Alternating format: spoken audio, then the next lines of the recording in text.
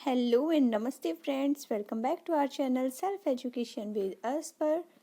Previous video में हमने पढ़ा था मुगल काल का जो साम्राज्य है उसके शासनकाल के बारे में और जहांगीर और शाहजहाँ के बारे में। आज उसी सीरीज़ को कंटिन्यू करते हैं और पढ़ेंगे औरंगजेब के बारे में। औरंगजेब के जो शासनकाल का था वो कितना टाइम पीरियड था, 1658 से 1707 तक। तो आइए चलिए वीडियो को स्टार्ट करते हैं बिना किसी देरी के।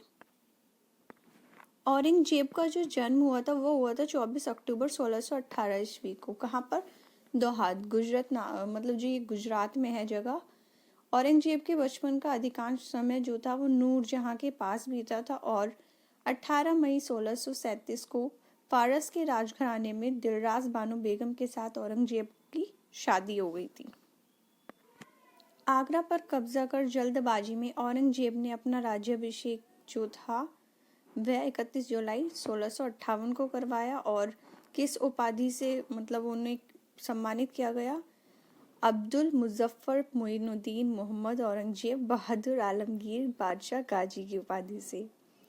देवराई के युद्ध में सफल होने के बाद 15 मई 1659 को औरंगजेब ने दिल्ली में प्रवेश किया और शाहजहाँ के शानदार महल में 5 जून 1659 को दूसरी बार राज्याभिषेक करवाया। औरंगजेब के जो गुरु थे उनका नाम था मीर मोहम्मद हकीम। औरंगजेब जो थे वो सुन्नी धर्म को मानते थे और उन्हें जिंदा पीर कहा जाता था। जयसिंह एवं शिवाजी के बीच पुरंदर की जो संधि हुई थी वह कब कंप्लीट हुई थी? 22 जून 1665 ईस्वी में। मई 1666 को जो था आगरा के किले के मतलब जो दीवाने आम में औरंगजेब के समक्ष शिवाजी जो थे वो उपस्थित हुए थे। यहाँ पर शिवाजी को कैद कर जयपुर भवन में रखा गया क्योंकि इस्लाम नहीं स्वीकार करने के कारण सिखों के 9वें जो गुरु थे तेग बहादुर सिंह, उनकी हत्या औरंगजेब ने 1675 ईस्वी में दिल्ली में करवा दी थी। और साथ ही 1679 में जो था वो उसने औरंगजेब ने जजिया कर को पुनः लागू कर दिया था। क्या था मतलब जजिया कर क्या था? ये गैर मुसलमानों से लिया जाता था किंतु ब्राह्मण, संत, वृद्ध, निर्धन, पागल, अल्पवयस्क और स्त्रियों से नहीं लिया जाता था।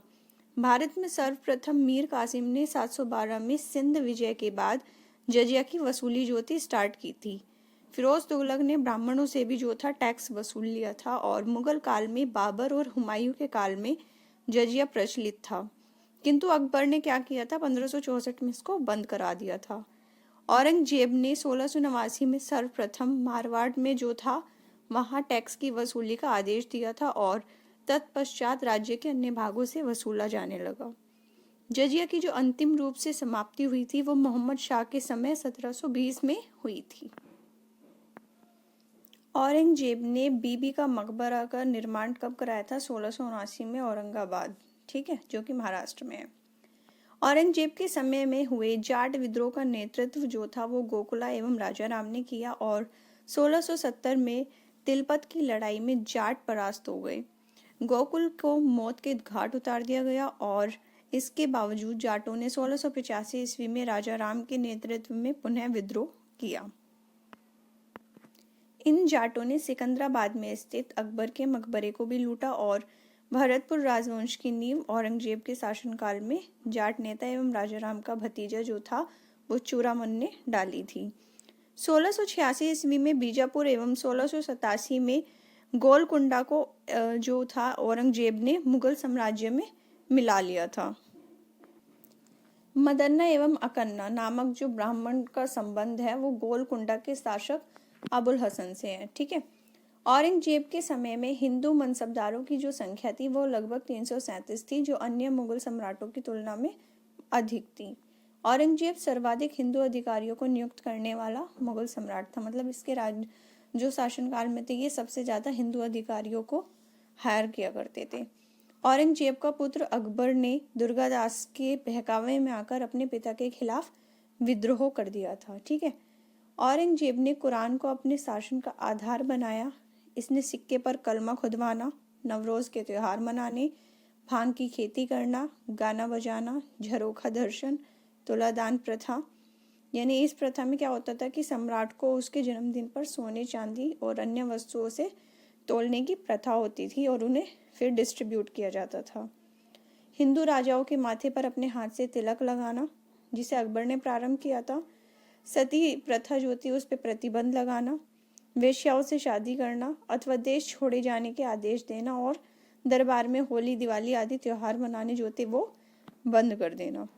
तो ये जो सब था ये औरंगजेब ने अपने शासन में किया था, मतलब ये आधार बना लिया था। औरंगजेब ने दरबार में संगीत पर पाबंदी लगा दी तथा सरकारी संगीतज्ञों को अवकाश दे दिया। भारतीय शास्त्रीय संगीत पर फारसी में सबसे अधिक जो पुस्तकें थी वो मतलब औरंगजेब के शासनकाल में ही लिखी गई थी। और औरंगजेब जो थे वो खुद वीणा बजाने में बहुत ही मतलब दक्ष थे, निपुण थे, उन्हें बहुत अच्छी वीणा बजानी आती थी।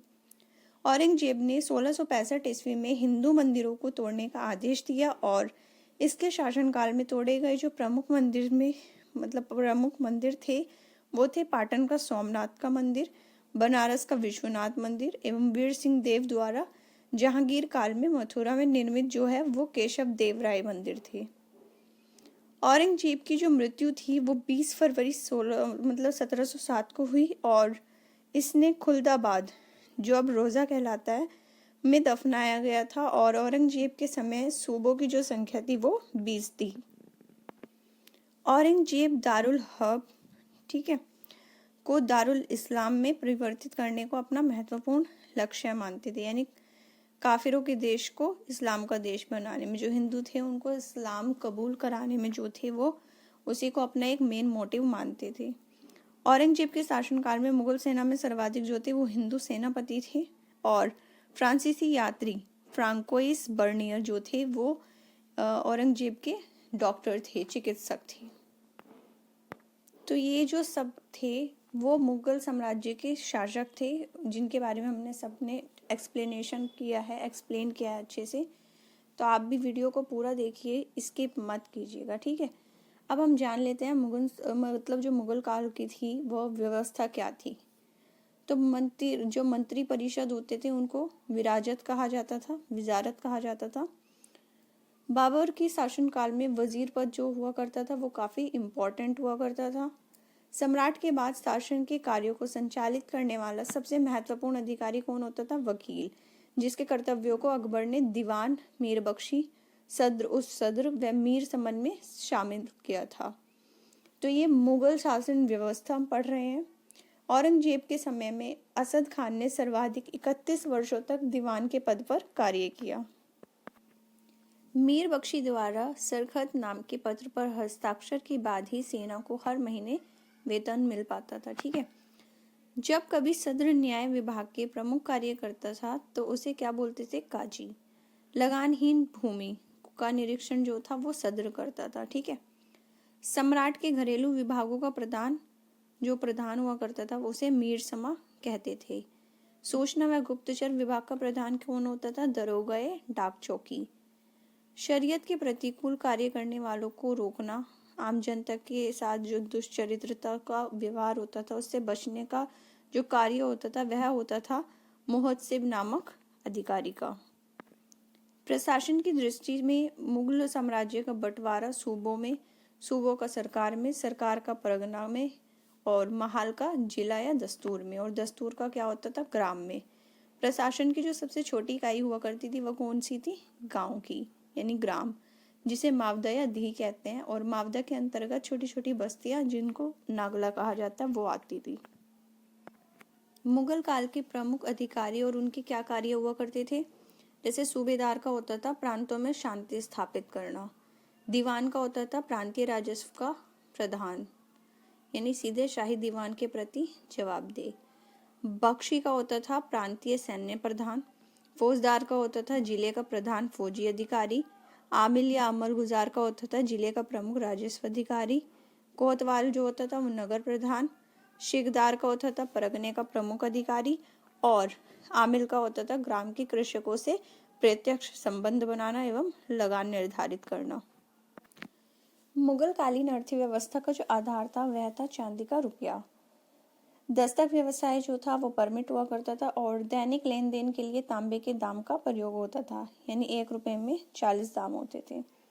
मुगल सेना जो थी वो 4 भागों में विभक्त थी, पैदल सेना, एक घुड़सवार सेना, तोपखाना और हाथी सेना। मुगल कालीन सैन्य व्यवस्था पूर्णतः मनसबदारी प्रथा पर आधारित थी और इसे अकबर ने प्रारंभ किया था। यानी उनके क्या क्या पैसे कितने होते थे, उनके वेतन कितना होता था, 10 से 500 तक जो होते थे वो मनसब प्राप्त करने वाले मनसबदार, 500 से 2500 तक मनसब प्राप्त करने वाले जो थे उन्हें उमरा बोलते थे, और जो 2500 से ऊपर तक का मनसब प्राप्त करते थे उन्हें अमीर आजम कहते थे।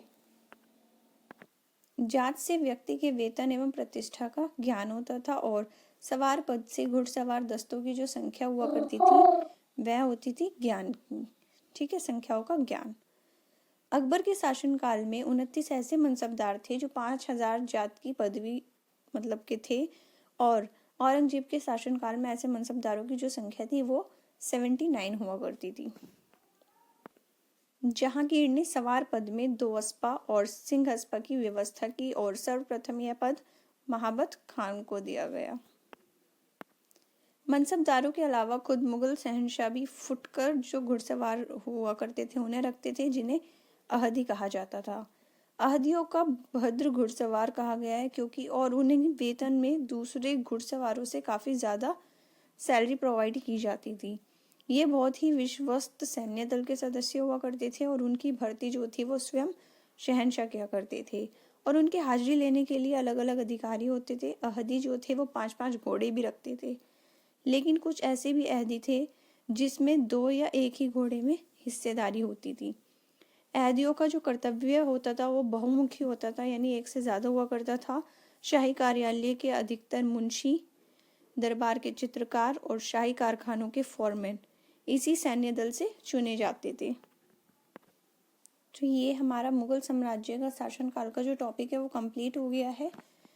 तो आप वीडियो को पूरा देखिएगा, ठीक है। अगर आपको वीडियो पसंद आई हो तो लाइक कीजिए, शेयर कीजिए एंड कमेंट कीजिएगा, और don't forget to subscribe this channel. Thank you.